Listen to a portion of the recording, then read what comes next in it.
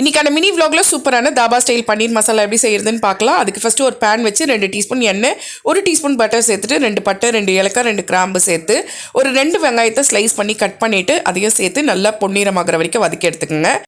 ஒரு பவுலில் 1 டீஸ்பூன் வெறும் மிளகாத்தூள், மஞ்சத்தூள் 1/4 டீஸ்பூன், கரம் மசாலா 1 டீஸ்பூன், தனியாத்தூள் 1 டீஸ்பூன் சேர்த்துட்டு உப்பு தேவையான அளவு சேர்த்துட்டு க்யூப்ஸ் மாதிரி கட் பண்ணி வச்சுருக்க பன்னீரை சேர்த்து ஒரு 1/2 hourக்கு மேக்னேட் பண்ணிக்கோங்க. இப்போ வெங்காயம் நல்லா வதங்கிடுச்சு. இப்போ வந்துட்டு ஒரு 2 டீஸ்பூன் இஞ்சி பூண்டு பேஸ்ட்டு சேர்த்துட்டு ஒரு 2 தக்காளி சேர்த்துக்கலாம்.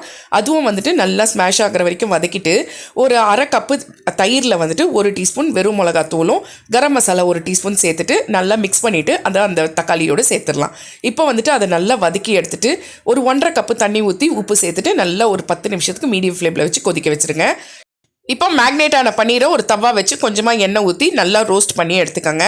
இப்போ அந்த ரோஸ்ட் பண்ண பன்னீரை கிரேவியில் சேர்த்துட்டு நல்லா மிக்ஸ் பண்ணிவிட்டு ஒரு 2 மினிட்ஸ்க்கு நல்லா கொதிக்க வச்சு கொத்தமல்லி போட்டு இறக்கிடுங்க.